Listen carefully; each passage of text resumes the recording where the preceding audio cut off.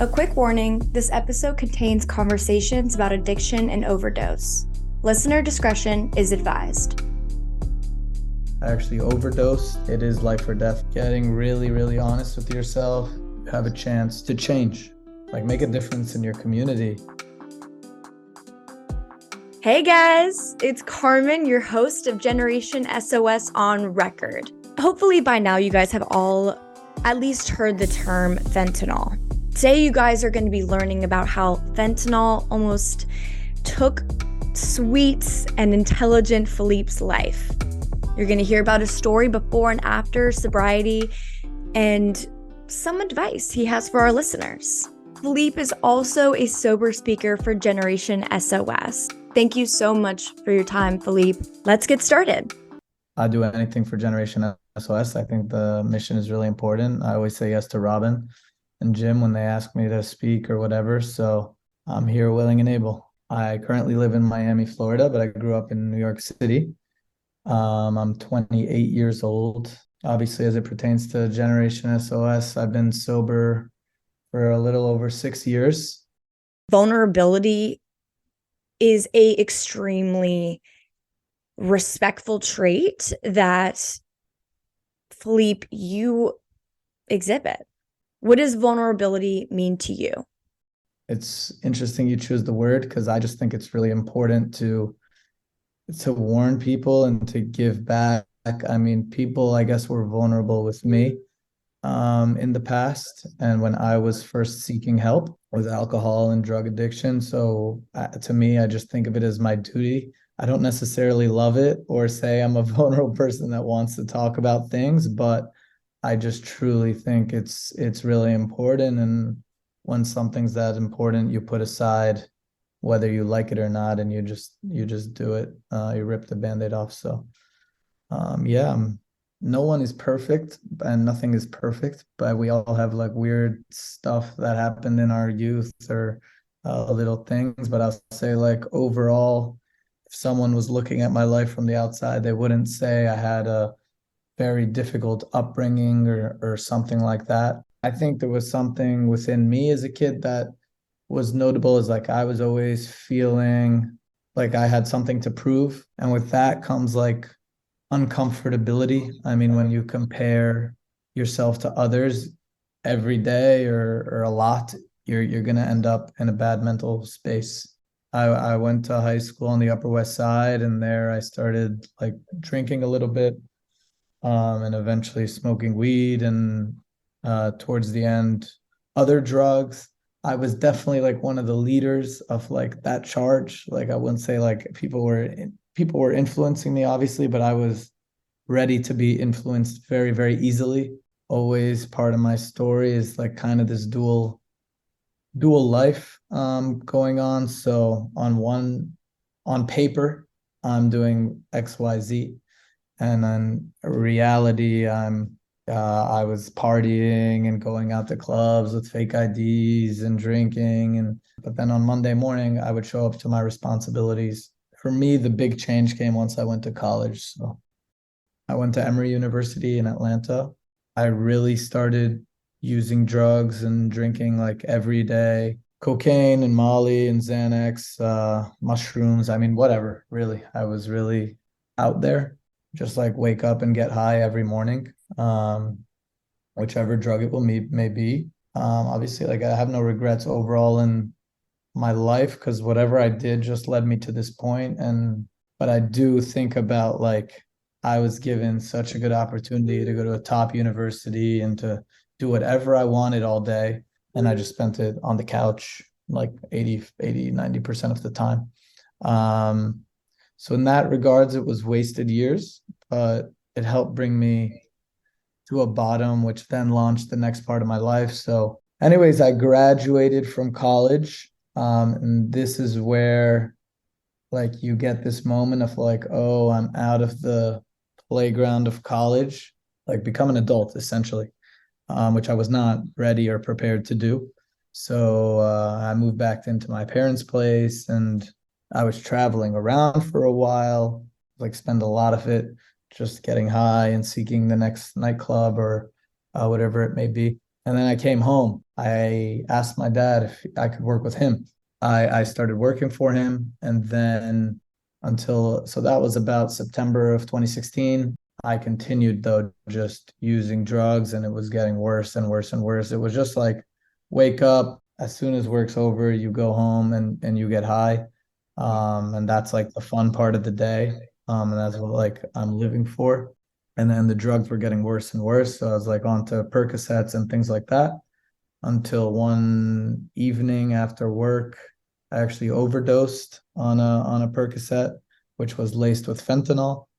Wasn't that common at the time. It was like 6 years ago at this point. Now it's obviously like a huge thing. The fentanyl, the drugs being laced with fentanyl and being extremely deadly. But yeah, my mom found me in my room, and I had to be like Narcaned back to life. And then I woke up in the hospital, and life was never the same. At first, I'd say it felt like the worst day of my life. Now I look back at it and I say it's the best day of my life because it was like the real moment of clarity I needed. That was January 12th, 2017. I spent about 3 to 4 weeks after that kind of arguing with myself, coming to terms with the fact I had a problem. Like at first I was like, I just made a silly mistake. It was just a one-time thing. But as I spoke to more and more sober people, I started to realize that this went a lot deeper than just a kid trying to have fun that made a mistake. There were things inside of me, like the uncomfortability that I spoke about a few minutes ago. And after doing drugs for that long, I mean, you really lose yourself because to enjoy yourself, you really need to be on a drug, which means you're not really able to enjoy your life without it. So, like, what do you actually like to do for fun? Like, what brings you enjoyment? What brings you fulfillment? So I met with a few people. Eventually, someone took me to an Alcoholics Anonymous and AA meeting on February 12th, 2017. And that's actually my sober date. I haven't had a drink or a drug since then. I mean, there were a bunch of young people like me. It was a young people's men's meeting. So it was very easily to relate to. They shared all the same or similar feelings to what I felt. And then not only that, they shared the ways in which they were combating them and fixing them in a healthy way, not just by smoking something and forgetting about it. So yeah, I started going to AA meetings. I got completely new friends. Um, it really started working fast for me. I mean, I started going to the gym. Uh, Within like 90 days, I was like had already found like some level of happiness. Part of my success in this is just the fact that even people without a problem, but they drink on Friday night or Saturday night. I mean, younger adults, and then like Saturday morning, 8 a.m., 9 a.m., like they can't really work, or those nights they can't answer the phone if a client calls or something like that. So like part of my superpower is like just the availability of always being sober and just always on it, 24/7 through 7 days a week. So something's really simple like that even can propel you. And I can obviously work out on a weekend and things like that, even if I go out because you just don't drink, so you're not hungover. Like, okay, you stay out till 2, 3 in the morning, you're up at 11 and you can be healthy and you don't have those negative days really. Every day is positive. Now I speak with at different high schools for Generation S.O.S once in a while. I also launched a foundation with one of my mentors, and another guy I got sober with, in which we were raising money and we fund like high-end rehabilitation programs for people that can't afford it and they're not fortunate enough to get the support like I had from my parents. So that's been really cool. And my life today has just it's unbelievable what has come of it from such a low moment. So it's really just a reminder to everyone, to myself, like you never know what's in store, and that it's actually the worst moments. Like there's really no reason to get so down on yourself, because if you actually look at it cleanly and take the lessons from it, you can really propel your life forward. So I mean, the way it works is the deeper you get in it, the more you just surround yourself with people like you that are using and whatever, and you're easily able to be like, hey, that guy is doing X, Y, and Z, and I'm only doing X and Y. So there's someone worse than me, which means I'm not that bad. And you ignore every warning sign there is. I mean, there's other things along the way that happened. I got in a car accident when my friend was driving under the influence, getting really angry at times and getting the mood swings of drunk, burning bridges with people, getting in fights with people. But until you have that real moment of realization, it's really hard to get out of it. I mean, even after it happened, I was starting to make excuses like, hey, it's just one time and it's just this, that. But then once you start changing the people around you and getting really, really honest with yourself, you have a chance to change. And nowadays, like I have real people around me that are successful and I can look up to. And you catch your bullshit really quickly. Like, oh, okay, this is this behavior and that's not cool. And you have people that, not friends that are just yes men, like people that will tell you the truth. And that's really important as well. So yeah, I was having this like push and pull of like, is this really the reason why I'm unhappy? Or am I unhappy because of other things and I can still do drugs? But I mean, like you quickly start to realize I'm literally making excuses just to get high, which is that. And then, I mean, for me, everything changed once I found other people that went through what I went through and they seemed to have found a solution and they looked happy. And that was the game changer for me, because I was like, holy shit, like I'll give this a chance. And then after a couple weeks, it's working. Uh, everything changed for me. So that's actually why I love Generation SOS, because in high school, I had no idea about this. In college, I had no idea that there were any avenues for help, or that there was even a society that had been addicts and alcoholics and now are sober. Like I didn't even know about any of this. So I thought all I see is people drinking and this is just something I have to do. And if I'm unhappy, it can't be related to that. Um, so yeah, the outreach was like critical for me. You can't stray that far outside as long as you're staying sober, in my opinion.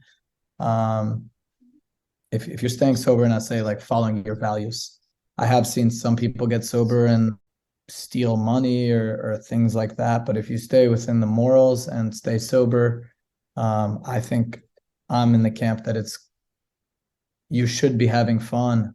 I mean, and enjoying your life, especially if you're working hard. And there's no, I personally don't think there's a point in working if you're never going to reward yourself and you're never going to have fun. That's what I say to younger people. Like they ask me, do I need to be sober and this and that? I tell them no, honestly. Like if you're a kid and or a high schooler or a college student, and you can be honest and say truthfully, I'm not messing up my relationships, I'm not cheating in school, I'm not stealing from anyone, I'm not lying to people. Like if you're not breaking any moral codes and you're enjoying partying twice a week or something like that, and it's not impacting your whole life, then I think you're good. But if you're doing this and this and drug that you're not proud of and going this and this place that you're not proud of, and then you're starting to lie, there's a reason you're not proud of it. And that's when you need to look in the mirror and be like, hey, why am I lying? Because I'm embarrassed about something. And if you're embarrassed about something, it's because your own conscience is telling you you're doing something wrong. So I don't preach abstinence per se. The sobriety is a tool for you to go enjoy like the life you dream of, whatever that may be, if you want to do anything. So that's what sobriety's been for me. It's given me the ability to open any door I want and live a life I'm proud of and I actually want. So Wow. You've said you're grateful for all of this. That takes a lot of awareness and evaluation of our thoughts and our behaviors to make adjustments. Everything you've been saying has been to a T what resilience is. It doesn't mean avoiding your struggles, rejecting your behaviors, and making excuses for them. It's simply you have been bouncing back from a difficult situation and experience, and you found healthy ways to overcome this by incorporating healthy means into your life. Another lesson, the more we can seize the opportunity to use adversity as a way to help us mature and evolve, the more resilient we become. And that's ironic you mentioned that in the Sober Butterfly episode. Nadine talks about how, comparison, it gives you room for excuse. And I have to say, what a blessing it is to have you here, have you be a speaker for SOS, the work that you do, and how much you give back to the community, because there's a chance in 2017 or 2016 that would have been the end of Philippe. And that's scary and true. And I want to remind everyone, be fucking careful. You don't know what you're taking. You don't know who made it. Your dealer might not even know what's in it. That's why I mentioned at the beginning, like I don't regret going through it because it's kind of like a launching pad. But obviously, if you can avoid it altogether and learn the lessons without going through it, then that's obviously preferred because it is life or death, especially now with the fentanyl and things like that. It's really crazy. So, I mean, I went to a fraternity through Generation S.O.S. a few months ago.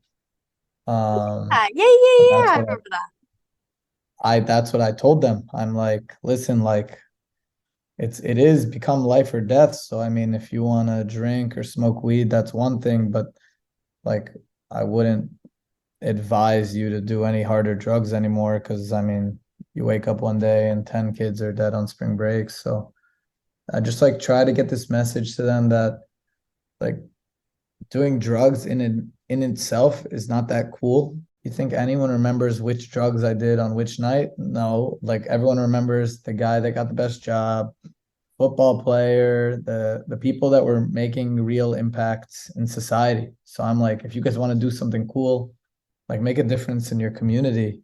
And what's the foundation called that you started last year? Called the Inservice Foundation. And you guys raise money for people to receive treatment. Yeah, so treatment is something that's incredibly expensive and hard to access. Let's say high-end treatment or very good treatment. I mean, for me, I had a sober coach. I know other people have like companions, which is really expensive. So the whole thing is like for a 22 to 25-year-old, really expensive. And a lot of the issue is that people don't get the help they need. Like they're putting to rehabs that aren't qualified or state-run rehabs. A lot of them learn more about drugs in rehab than a lot of it does negative. So I'm really passionate about getting people like the appropriate help and high quality help. So we started this foundation to try to basically for me to try to give to other people what was given to me. And so we have a team of like recovery coaches and different rehab partners that give us like foundation discounts, let's say. And we give each beneficiary a coach who then maps out what they need to do. Some people we send to rehab, some we send to therapy, some we help get a job. It really is case by case. Okay, I see. All right, that's cool. I mean, for me, I never went to rehab because my coach said it's not going to help you. You need to like get on a schedule and get your life. So she told me to a boxing trainer. I started boxing every day, and then she like took my credit cards away and my all my money. And she's like, all you do is you go to work and then you go boxing and then you go to sleep and you get a drug test 3 times a week.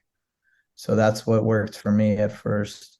For other people, though, she sent them to rehab. She said, you need to get pulled out of your environment for 3 to 6 months. I don't think there's a one size fit all for recovery. Everybody has their own needed treatment, and there's professionals that know how to do that if you can find them and afford them. So, I mean, most people don't even know this exists. So right now we have 4 beneficiaries and more are applying. So it's been really good. Can we just talk about for a second? Like, you were given another opportunity at life, and it seems like you view the world, view yourself and your community in a completely different perspective, one with gratefulness, one that holds you accountable for your actions. And because you've invested so much in yourself, you have given so much back to other people, whether that's through sharing your story, whether that's through providing them treatment. So really, thank you so much for everything you do. Thank you so much, Philippe. Thank you. Anytime you guys need anything, I always say yes. And before we wrap up, I just want to re-emphasize a few things with you all in case they didn't resonate with you earlier. I'm not going to sit here and say, don't do drugs, because all that shit didn't fucking work for me personally. It's not just street drugs that are being laced with fentanyl. Even fake everyday medications like Tylenol are being made with fentanyl and sold on social media, Snapchat. Like, it's insane, the stories I see. And you can't look at a pill and tell if it's real or fake. Fentanyl doesn't, you have no idea it's there. It doesn't change the smell, texture, taste. So you should only take medication that comes directly from a pharmacy or medication you purchased at a retail store. Fentanyl is 50 times stronger than heroin, 100 times more potent than morphine, and way more addictive. The fact that this shit's being sold on social media is absolutely insane. The problem is the danger of the drug market now is just one choice can kill you. Let this be a reminder. Please be safe. For more conversations like these or to find a support system near you, go to GenerationSOS.org.